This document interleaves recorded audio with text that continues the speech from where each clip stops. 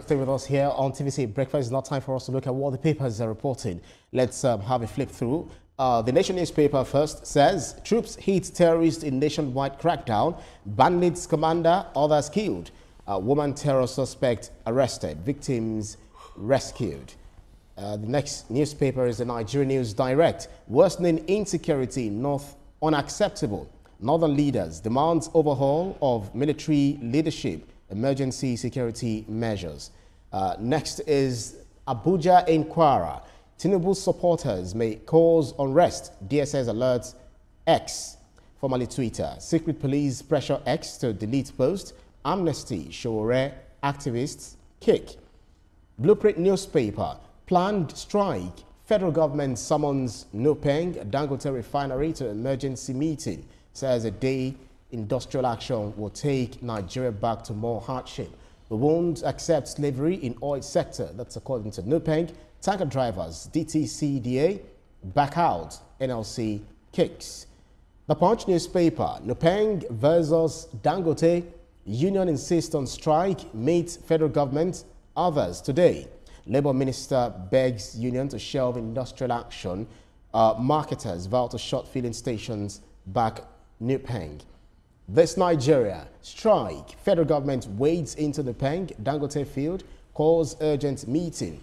Leadership newspaper, fears of fuel shortages rise as oil workers begin strike today. A Nigerian Tribune still reporting on the same challenge between Nupeng and Dangote, saying Nupeng adamant as federal government calls for talks, urges truce. The Daily Times says the same thing. Fuel crisis imminent as Nupeng begins strike. Today, shuns federal government's plea. Daily Trust talks about the economy and the challenges of resuming. Schools resume amid biting economy. I know parents will be having jitters this current time. Now, the Guardian newspaper says national grid faces 5.6 trillion naira revenue loss as premium customers exit. Platform Times, Nigeria risks becoming hub for weaponized disinformation. That's according to reports. 5.8 million YouTube views linked to pro-Kremlin campaigns. Experts call for urgent cybersecurity awareness regulation. Moving on to the Sport and Live, which appears to be last. In South Africa versus Nigeria on September the 9th. Eagles land in Bloemfontein. Hold training session today. I'll be doing this with my colleagues, Etoma and Ria. That match is tomorrow. Absolutely. Hey. Absolutely. The South African match is tomorrow, right? Absolutely. Yeah. Wow. Right. So now let's get down to brass tacks. Etoma, looking at troops, the Nigerian Defense Headquarters, as well as the Department of State Security Service. You see, they said troops hit terrorists in nationwide crackdown. Bandits commander, others killed. Woman terror suspect arrested and victims rescued. And then we've been having, the fourth embark about insecurity across the nation. The northern leaders are saying that insecurity in the north is biting hard, and then they do not see an end in sight real soon. But meanwhile, the governor of Kano State is saying that no, we can't just see security like it's going to be, kicked out, at the top of a finger. But what say you to these onslaughts? First things first, I am happy that they are hitting the terrorists left, right, and center, and they're doing it nationwide. I would suggest that those raids continue, relentlessly continue, because the more you hit them, the more they are doing. 63 people were killed over the weekend by Boko Haram and things like that. And so if the government is gaining grounds and hitting the terrorists where it hurts, they should sustain it. And it brings to the fore the disintegration of our security architecture in Nigeria. It is so necessary that we do that, because DSS and the rest are succeeding because of information gathering. So imagine a situation where the security is decentralized and the security architecture in the regions are feeding the one in the center with information. It will be more effective. Let's do some more. Keep hitting these people, if possible, every day until they realize that, look, the narrative is changed. And Absolutely. you know, I think that what you do consistently, you'll definitely be top at it. So if this is done consistently, I think at the end of the day, you know, we'll see good results. Not that you do something in 2 weeks, 1 week, you've stopped. These people need to know that we are not joking. Like, they need to know that we are on them. And I feel like they need to be eradicated at this point. The level of insecurity, that story about the people that died, it hit me. I'm not going to lie. When I saw it, I'm like, wow, again. Because we always speak about insecurity every day. I don't think there's any day on this table that we do not speak about insecurity, but we keep hearing more things happening. So I think that this is a time that we are consistent with the actions that we take. Absolutely. So I still want you to, you know, react to the Nigerian News Direct that says worsening insecurity in North unacceptable. That's according to northern leaders.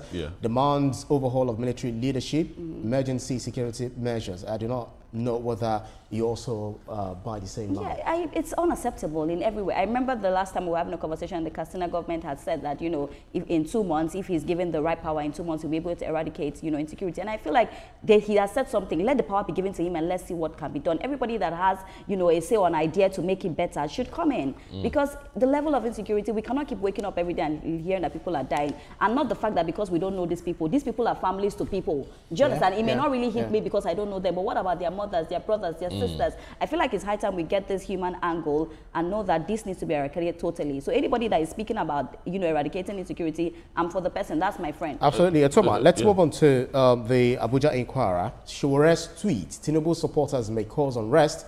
DSS alerts X. Secret police pressure X to delete post.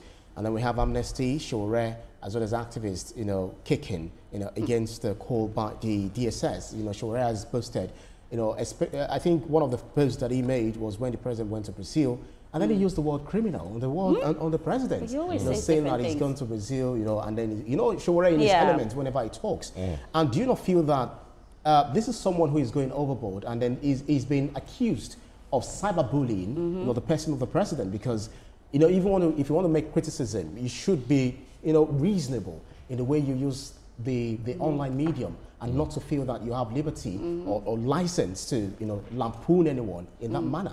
Yes, I think Showore should be dealt with as an individual in this case, because what he says on X or any platform that he uses doesn't represent the general feeling of a lot of people in Nigeria. Absolutely. So he's been heavily criticized. Yes. For so it is him that is blowing hot air. So it is him that should be held accountable. You know, it doesn't really look well when a government is trying to get a platform like X to delete messages. You know? We remember what happened during the Buhari regime that got Twitter at the time, you know, fired. I mean, banned, you know, from the Nigerian, you know, cyberspace. Yes, if you want to do that, you know, you have worldwide criticisms, especially when the country is running a democracy. If so-called democracy, if the country was being ruled by a dictator or a military regime, people wouldn't say so much. But a democratically elected government banning a platform like that. No, but if the platform is allowing, you know, such... Exactly, but my I don't want to say my plea, I want to say my advice to Showore is that you can criticize somebody without insulting the person. The kind of words he uses are not appropriate. See, you can tell somebody you are a madman, but in a nice way. So, but... And the person will laugh. And the person will even laugh at it. But the way he goes about his words, I'm surprised. Like, doesn't he know more English? Doesn't he know more subtle English that just going hard like that? Dictionary exactly, there's a dictionary. You see, that man is looking for following. Well, you can't look for following at the detriment of insulting somebody with those kind of statements. A lot of people do that so that they will get some kind of cult followership. You know, and so on. But for me, I think Showore has really crossed his boundaries. He has been crossing the boundaries, you know, actually. And he should be dealt with accordingly. People see him differently. You know, he sees himself, you know, one way, but people actually see him differently. He will always see himself the way he thinks. What sort of human is this? All right, now let's move on to the Blueprint newspaper as well as the Punch newspaper, This Nigeria, Leadership newspaper, and then Nigerian Tribune. Plus the Daily Time. I think a whole lot of them, you know, talked about what we discussed this morning, which is the new peng and the strike. So, you know, against the backdrop of what we started off with, because it's so concerning, so much so that we found it very important to start this show with. Do you think that there might be end to this crisis at the end of the day? Because no one can stop Dangote from doing his business, legitimate business, you know, ensuring that there is oil flowing on the streets of Nigeria, across, from north to south and east, etc. How do you think we can largely resolve this? And it's so good that the president is saying that we have even reached our target beyond the non-oil, thing. Yes. You see, as I said once on this table, a problem is a solution that's waiting to be discovered. I think there's a common ground for both parties to meet each other and shake their hands there. Strike, because of its consequences, is not the way to go. It might be a threat, it might be a legitimate threat that will make people that are supposed to say something actually say it. And if that is what Nupeng is looking for, they've gotten the attention of the federal government, and they've gotten the attention of the regular Nigerian citizen on the streets. Strike even for 4 hours is going to be so devastating. Right now, because we are talking about it, it's on the pages of newspaper. You can't flip your phone without seeing something like that. You're going to see what will happen today. We're going to see queues. There's going to be panic buying. There's going to be a whole lot of things. I believe that both Nupeng and Dangote should slow down and listen. And it's those queues that annoy me the most, like, because these are Nigerians suffering just to get fuel with their money. Imagine queuing and suffering to get fuel with your money. Like I said earlier on, I feel like in times like this, we should not just run to strike. We should think about Nigerians. We should think about what Nigerians will go through, if this happens. And I'm very happy that the federal government was swift, to come into this and say, let them have a conversation. There's nothing dialogue cannot do. When you sit and you talk together, you definitely come up with a solution. For me, this meeting would have held yesterday, not today. Well, the sad thing is that people always, especially petroleum marketers, they always rush to jack up the price whenever they hear, And that's the Nigerians. We are the ones doing ourselves at the end of the day. Yeah, and then if something is now done to resolve the matter, we keep saying government, but we're the ones doing ourselves. We're the ones wicked to our fellow Nigerians. Let's talk to a parent, Yeah, I think we are two parents. Oh, okay. Right, what are you trying to do? Very soon. No, it has a reason, and then you'll get to know. Yeah. You'll get to know. Schools resume amid biting economy, and then I know that this would have sent jitters to a whole lot of parents who especially have their children in private institutions, private schools, primary, secondary, university. Please don't forget that. Yeah, well, universities are having their selves being taken care of. Yeah. But we have the younger ones who are going into school, and we know how difficult it is, especially for those that are in private school. My dear, it's not just students that are parents that have kids that are in primary and secondary school.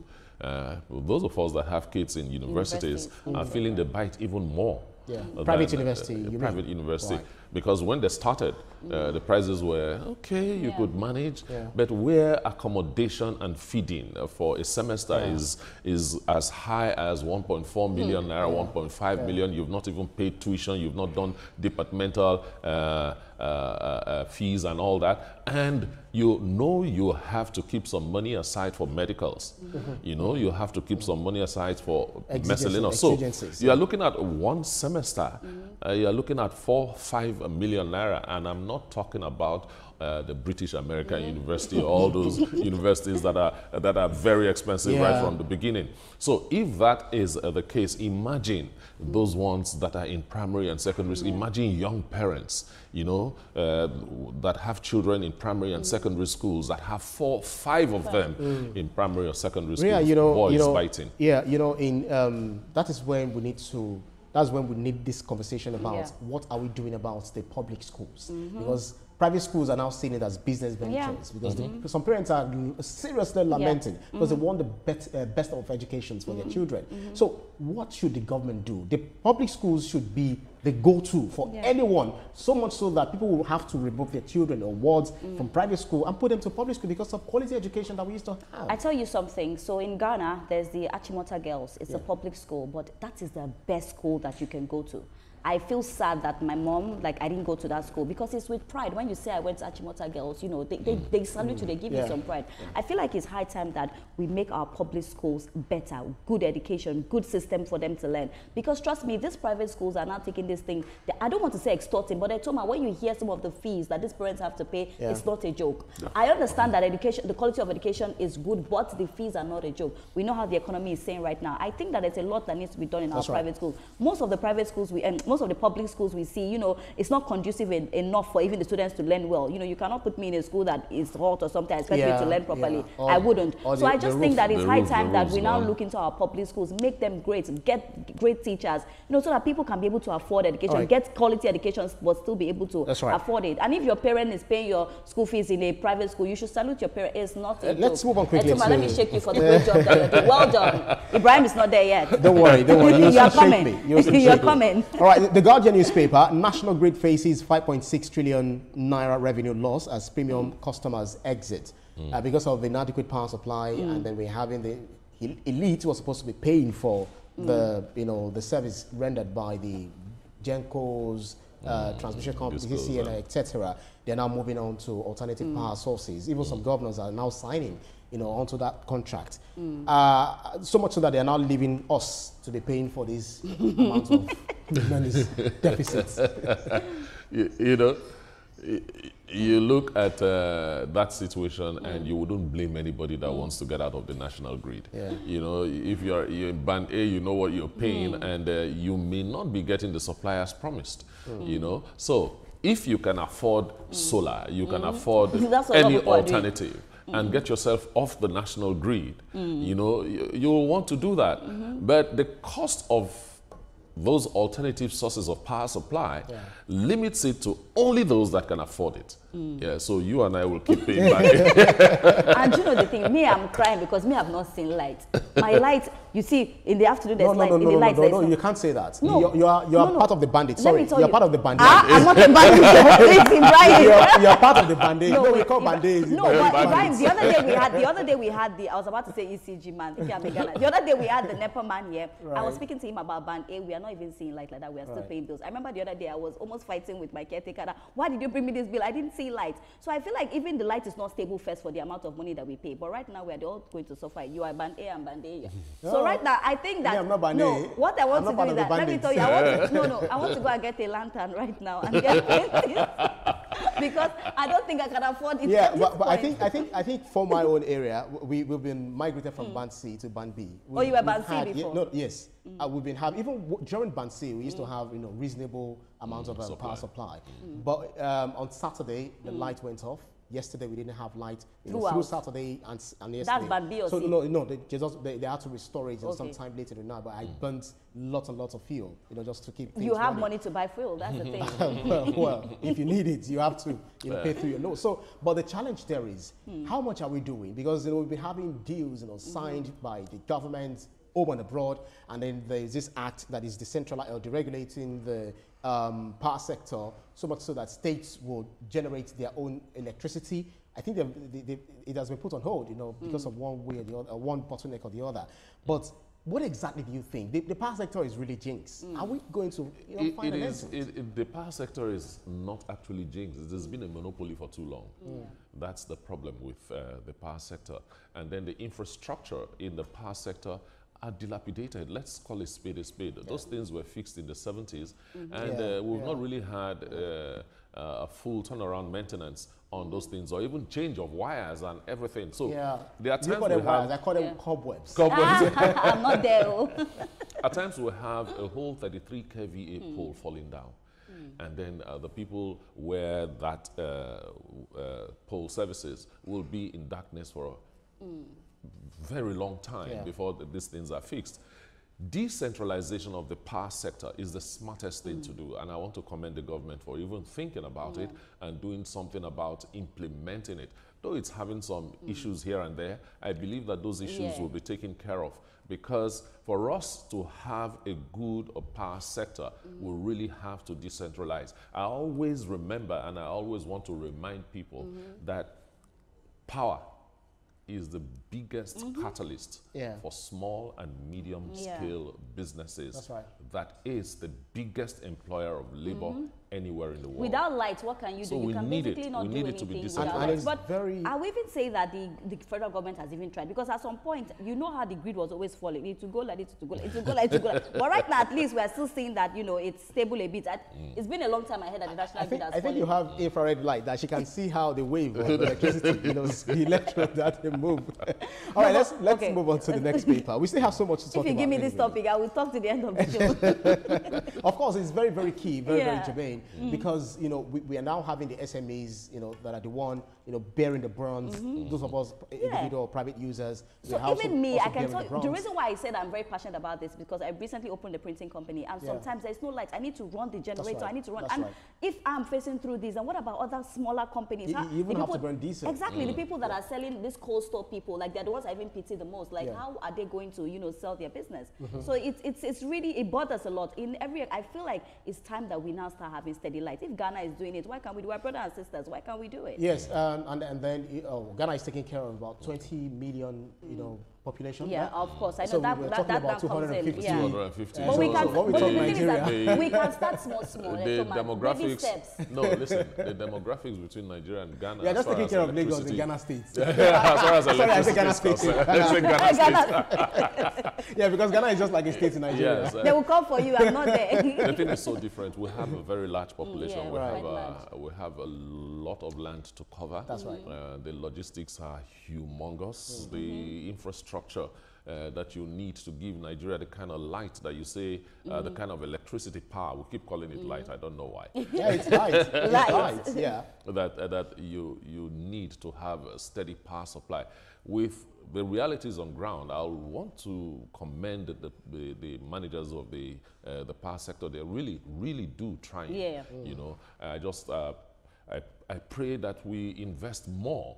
You know, and this decentralization will attract investments in the power sector, because now you're talking about doing this deal with one state, and you're not talking about the whole federal government. The space is smaller, the terrain is more understood, and so on.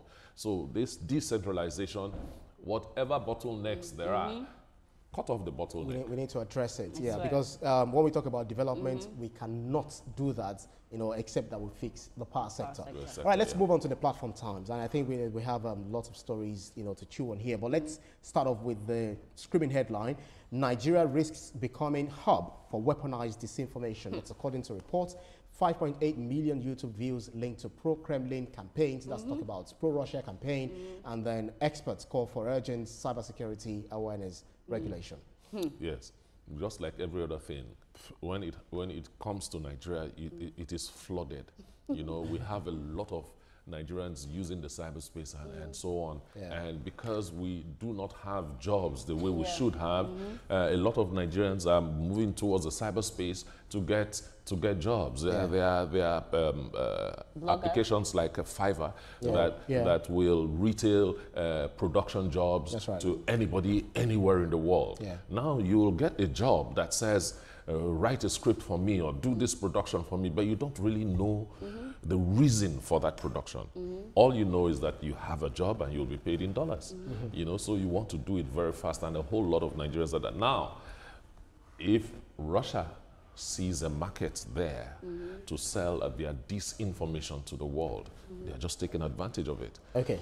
All right, Rhea. And when you talk about this, I totally agree with you, because I feel like when it comes to misinformation, apart from even Russia or anything, we see it a lot happening in Nigeria. Right now, anything I read, I don't believe until I check. Or I'll just tune in and go back to TVC News to make sure that is the correct thing. Because right now, you cannot even trust, you know, what you see on social media, what people write. I say something, it's not being fast to, you know, break the news, but being fast to break the right news. That's right. And a lot of people don't have jobs, so when they give you something, you just run for it. You know, That's right. whatever they give you, you don't care what you're writing, you don't care what you're doing. But you know, just very going, quickly, I see it differently, because I want to say that this report is actually also sponsored by those who are pushing their own agenda. That's talking about the West. Because when we talk about when Africa was colonized, it was done by the West, and then the evil that we've been experiencing at the time, even up until now, was perpetrated by them. So now we're aligning with Russia, Brazil, and all of that. They are also pushing disinformation to make us hate Russia that never colonized Africa. That's a very good way of looking Exactly, at it too. they never colonized Africa. If America, if Russia comes to, I think one of the leaders of Africa said, when Russia comes to Africa, you know, you get hospitals and all of that. But when America and the West, when they come, what you get is lectures. Let's quickly move on to the last one. The Sporting Live. South Africa and Nigeria, Eagles land in Bloemfontein, hold training session. We defeated Rwanda. You know, strong. Well, it was more like Please give it to them. So we have South Africa, you know, to go very quickly. Yes. And I hear South Africa right now, the leaders of the group, and that's why Nigerians are not celebrating. Because we're waiting to hear the scores between Nigeria and South Africa so we can finally celebrate. No, I'm celebrating because I trust them. I trust that they'll deliver. Let me do my predictions here. The match is going to be 2-0. South Africa 0, Nigeria 2. Take it from me. Okay, I will say that we take it as gospel, and then we pray that it let's see what happens. That way. But Samson Siasia is, is concerned about the formation. That we are not really playing well, especially from the right wing. But we see how it goes at the end of the day. Fingers crossed. I'm rooting for them. Go Nigeria. That's about it for the newspapers up for review. We hope that we've updated you on the information that you deserve to know. Still to come on